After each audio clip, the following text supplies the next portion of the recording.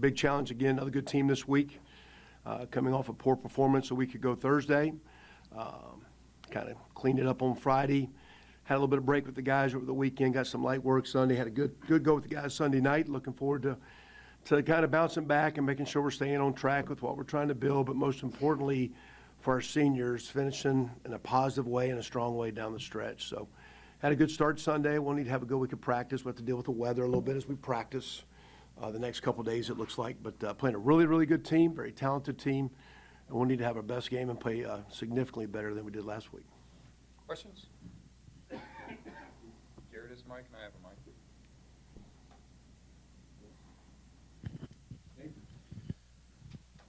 How you talk about SMU and how good of a team they are. How would you, I guess, rate them? They're undefeated, in conference play. They played well against OU. Are they one of the favorites, do you think, in the conference? I mean, they've gotten a lot of clout through the years, and with Coach Lashley's background in offensive line, but they're extremely strong on defense. I think they're rated in the top 10 nationally, one of the best in our conference. I think they're giving up 14 points a game, so they play strong defense. So they're a complete team. Good solid quarterback, good scheme offensively, really good athletes, and they'll be transitioning out of the league. So one of the last times, unless I guess we get in some non-conference tilts, we've always played those guys. So it's always been a great matchup. And I know our guys are looking forward to the challenge. Really good team, and they've played well. They came up short in a game or two, but they've played really well. They're a good, solid team. Very, very good team. Now that you guys have dropped a couple in a row, how do you feel like your players are responding? How do you think their, attitude is right now?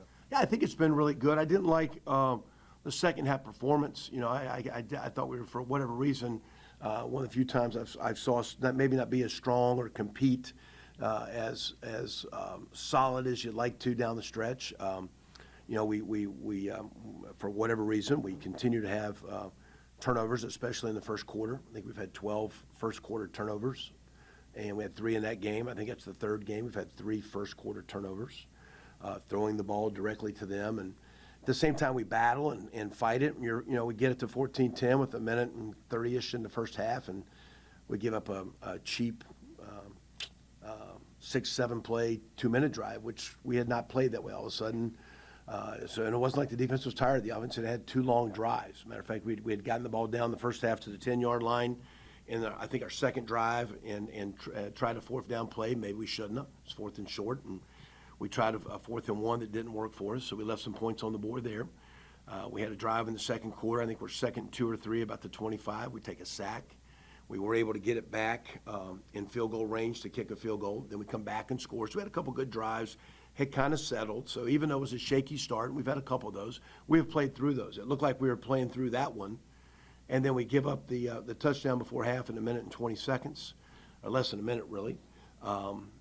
We start the second half with 3 and out, and then they had 3 long drives, and we had, they had 90-yard drives. So our defense had a chance to make some stops. A little disappointed at this point, the way the offense started turnovers. We've got to stop that. We talk about and we've emphasized being a more disciplined team, and we've done better with penalties, and we're doing better in some kicking game. And for the most part, we had tackled better till that game we didn't. But the turnover deal is a part of disciplined football that's still been one of our Achilles heels. So offensively, we got to get through that. Defensively, we have battled through that, and it looked like we were at a point of doing that, and then all of a sudden just totally flopped in the second half, and that's the first time I've seen that. So we talked about that, and as we talked about it, all we did was Friday, after games like that, a lot of times places won't have player meetings, and I've never been a part of a player meeting is good, and I don't think we need coaches meetings. Let's have a team meeting, and let's watch this as a team, and let's watch offensively how we played, defensively how we played, kicking game as a team. So we went Friday afternoon and watched that as a team, understood we lost as a team. We need to play better as a team. We need to coach better as a team. We need to work better as a team, and we're going to do everything we can to stay together, stay positive, stay strong. Wasn't a bunch of finger pointing, but hey, here's a good call we didn't execute well. Here's not a good call. This is not a good offensive call. This is not a good defensive call. This one here, this is a mistake. We can't do this. So just show them across the board where collectively we all need to do better. I still think last week, going in that game, we'd had some good practices. Our team has bought into our process of how we want to practice, prepare. I thought we came out, I was kind of funky through the weekend, and Sunday night, as soon as we got on the field, the guys started to jump around. It kind of made me put a smile on your face because our guys like to work. We had good practice. So we'll bounce back, have the best week we can. we are playing a strong opponent, but we're gonna put together a good plan and get after these guys at 11 o'clock on Saturday down there. It's gonna be a tough contest, but we're looking forward to it. And the game plan at the quarterback position, do you keep it the same, or does it depend on the opponent, depend on the week, depend on practice that week? I guess a little bit of all. Practice most importantly. We're trying to keep those guys engaged, get them out there. We're not, same time, I don't want, we're not playing against each other. You yourself need to they're both talented but young players that need to play better. And sometimes, you can say they're not experienced. The only way you get experience is to play, and sometimes you have to play through bad. We need to do everything we can to put them in better situations. We need to do everything we can to make sure that we're coaching them better and they're prepared better. But also, too, they need to learn, because no matter what you say until and we're sitting here coaching from a sterile position, we're coaching from a video angle, they're playing, it's a different view, and it's a different stress. And sometimes you have to play through that to learn and grow. So they need to continue to grow. I need to make sure, though, we're not doing a way that slows that process down. And so when you're going back and forth, does it slow? I haven't seen, we do at other positions. You see several running backs play. Well, it's really because no one has really separated themselves. And so, if the competition's kind of even, you play some guys, it keeps more guys engaged. But what we don't want it to be is hodgepodge. And my concern after last game was the outcome performance was disturbing to some degree, but are we getting better? And our whole thing is about constant, consistent daily improvement. And if we're not getting better, why? So you're looking at, again, what we're doing in practice, the plays we're doing, and let's make sure that each day we're getting better, giving ourselves a chance to have the best game plan and win the game, but each week we're getting better, better, better. And I thought as we went through the year, you could see that. The second half of that game, I didn't see that. And we talked to our guys about that. We talked to the staff about that. Let's don't do drills this week. We're not going to practice or practice harder. Let's make sure everything we're doing in practice is the right things to get these guys better and then continue the process of improving. So does Braxton start and they both play, or you haven't decided that? I hadn't decided. Dan? You mentioned the team meetings and wanting everybody to be a part of the team. Do you feel like whenever you have a loss like the one you had on Thursday, that kind of the team is more, they put more of an emphasis on rallying around each other during the moment? Well, I think my thing, even after the game, was, the only thing I know is I'm not going to point fingers, and I know we need to work hard and continue to get better, and we're going to stay together. And if you have a problem doing that, then don't be here tomorrow. We're going to stay together. I'm not going to tell you, I'm going to do everything I can to help you play better. And that's not by putting you down. It's like, but I also need to correct mistakes, and we need to hold you to a standard. And again, I do like the way this team has practiced. I do enjoy our crowd immensely. We just got to make sure that we're finding ways to put them in successful positions to perform, to play well, and to give ourselves a chance to get victory, which the last two games we haven't. We started both the Florida game, the Florida Atlantic game, and last week against Rice, with the turnovers, a couple scores early. We're down 14-0 out the gate both games. We got to get up to strong. We've talked about it. Talking's one thing. We've got to do it. We're playing. We got to battle through it and find our way to get on the top side of that. And it'll be tough this week because we're playing a really good team. But we got to come out and play 60 minutes, start better, play with some momentum. And the best way to do that is to have the best practice we can. And I challenged our coaches, myself included, to make sure that we're doing everything we can, that these kids believe that we're giving them a chance to get better and we're giving them a chance to win this game. And that's our goal, and that's what we're going to do this week. And I know you're big on routine and schedules. This might be kind of out there, but y'all are the only school in the country that go home away the entire season. As we hit this final stretch, having that routine down, how is that going to help y'all? Well, I mean, you do like the routines. It's been a little bit out of whack with the Thursday games, a short week, long week. But again, with what we dealt with coming out of the summer, and we had to deal with, the concert moving around. We've had to deal with excessive heat and having some evening practices.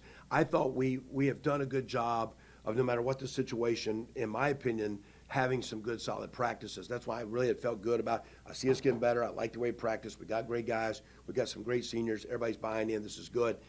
Coming off that field last week, okay, you didn't feel that, that game. Okay, why? And so without casting stones, let's make sure we're not going down that road. There's the routine now of home away. What is nice, we are going to start playing on some Saturdays, and you get into a Sunday routine, a Monday routine, a Tuesday routine, and be a little consistent. The home away, it's 6 home, 6 away. I think when you're kind of home and away, it keeps your fans engaged. I think when you're gone, when you have an open date and 2 away games. All of a sudden, it's like a month you haven't been home. You can lose some of your fans. And we've continued to have good crowds. I think that was our largest Thursday night crowd we had last week. We had homecoming coming back in 2 weeks. So it is good to get on into a flow. And we've worked hard to try to maintain a flow, but it's been a little all over. Those Monday practices are a little different here because of our class deal. We've had to practice on some Saturdays and Sundays because those were work days. Now we're kind of getting into a Monday to Friday routine, which will be a little bit normal. It'd be nice to kind of finish that way down the stretch. Sure. Coach, now as you look ahead, SMU on defense, really solid rushing defense, second in the conference, and knowing you guys have struggled a little bit with turnovers through the air, how does that impact the game plan against the Mustangs? Well, we thought, I felt we had played kind of very close to the vest. I thought last game we needed to open up a little bit more, throw it a little bit more on first down and second down. Of course, when it started there, second play of the game, we get an interception on a scramble play that we shouldn't throw. We shouldn't be running the route that way.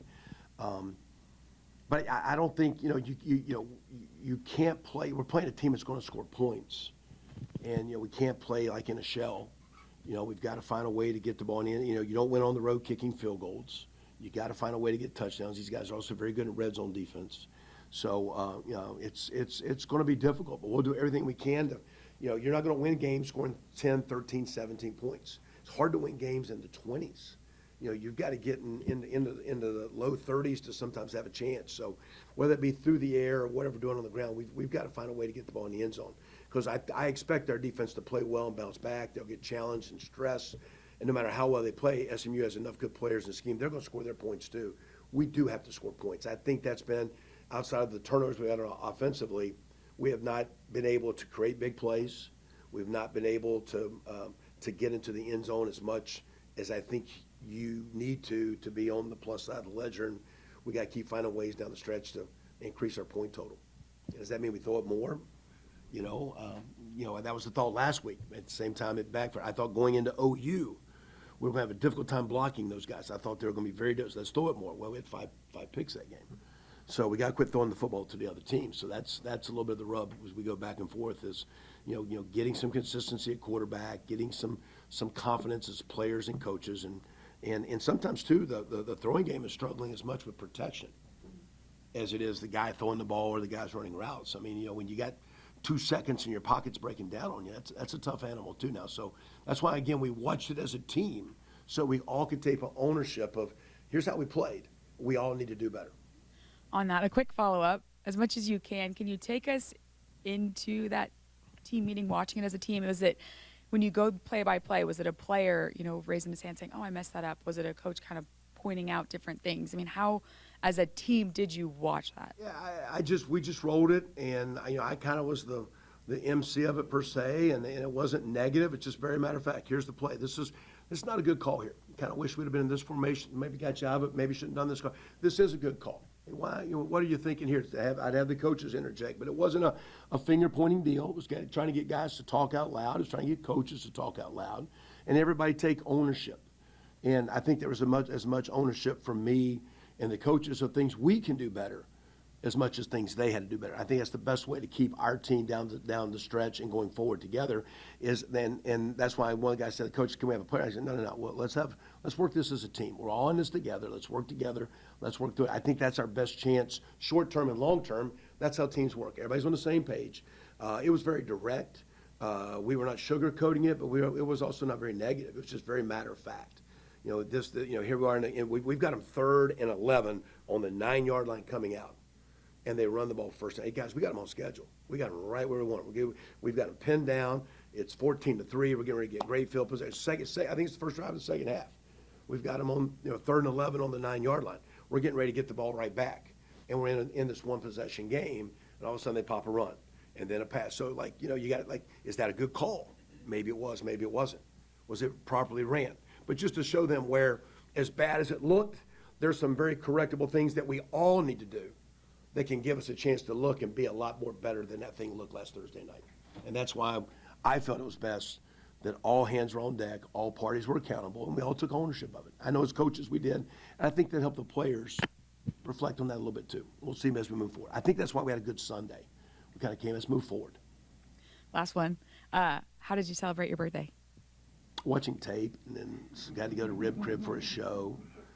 And it was kind of neat though. You know, you're getting well. First of all, it's great to have a birthday, and I appreciate the well wishes. And it's you know, you get some early from your children, which is kind of cool. But then when you've coached as long, all of a sudden here comes your former players, here comes your former colleagues that you've worked with, alumni. I always the reason Coach Walker at Miami, Ohio, and Northwestern never fired me was his wife's birthday's today.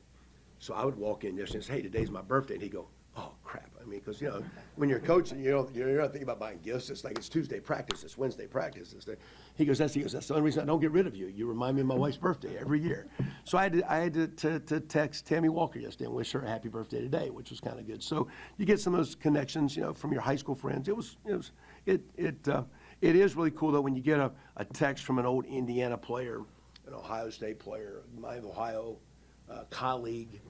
Someone you worked with, a former alumni guy that you crossed paths with, and all of a sudden, like in your world, James Hill is always one of the guys that hits me back. So I get a James Hill, happy birthday, which I kind of would have, if you would have told me if I was getting one, James Hill would have made my list to send me one. He always does. And so, and that puts a smile on your face because with what we do, we touch a lot of people, we cross a lot of people, and you make a lot of great friendships. And that was the best thing yesterday, is you could reflect on a lot of people just wishing you well, but it made you feel good because that's the people that you've worked for, worked with, and people you coach, and that's a blessing. So defense and special teams has been something that you guys have been tested on with going against Oklahoma, Washington, teams like that. This week with SMU, that you have a guy from SMU that's made the special teams player of the week, the wide receiver Daniels.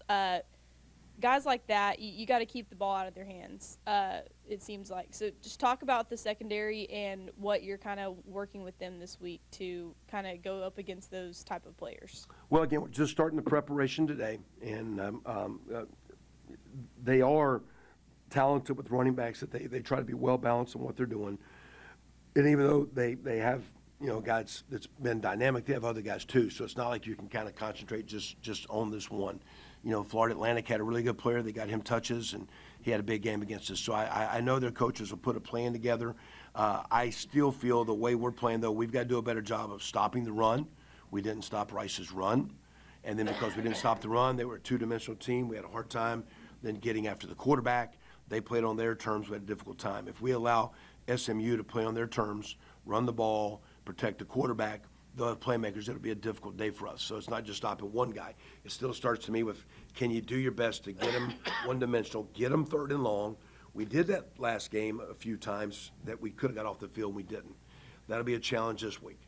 And I think the key thing at the end of the day, too, they've got a bunch of nice playmakers, but Preston Stone, their quarterback, I remember looking at him when I was at Ohio State as a freshman high school kid. He was a very talented, touted recruit coming out, and he's a really strong quarterback. So to me, he's the guy that makes it go. And but if they're a balanced offense, which we're trying to be, like right now, our balance is because we can't throw the ball. If like we need to throw the ball better.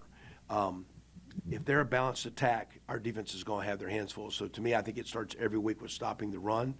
And of the things we did last week in the Rice game, that was disappointing.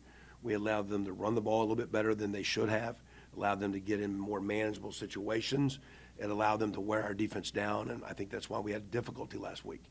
If that happens this week against SMU, we'll have the same result. So we've got to stop the run, get them into third and longs, try to see if we can create some turnovers, try to see if we can get after the quarterback a little bit and get off the field. And if we do, we'll be in the game, and it'll be a heck of a great game. If we don't, it'll be a long day.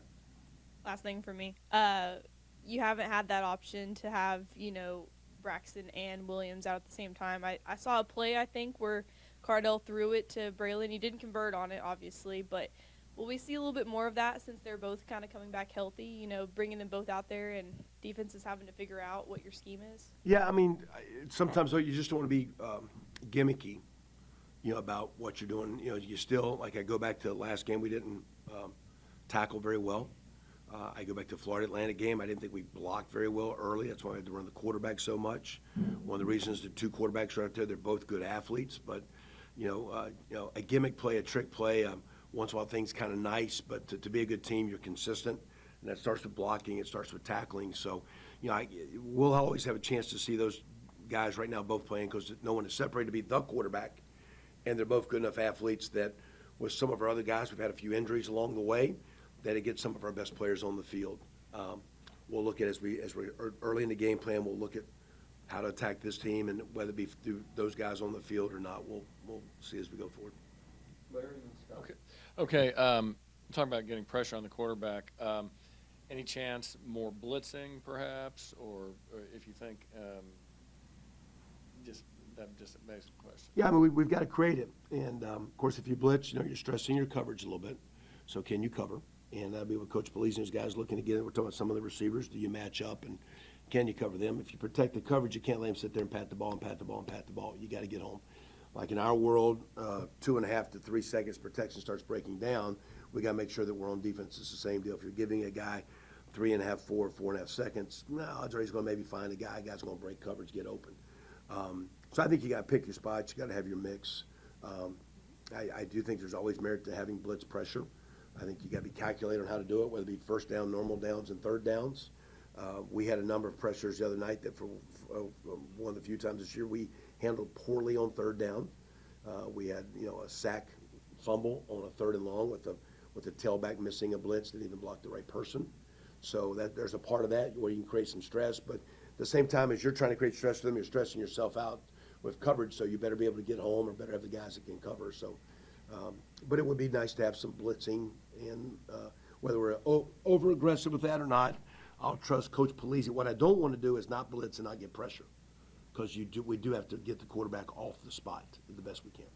And also a different tact here. Talk about some of your freshmen. I know McGarry's been given playing time, done some good things for you, but talk about some of your other freshmen, how they're progressing, and may some of them who haven't played much maybe get a little more playing time.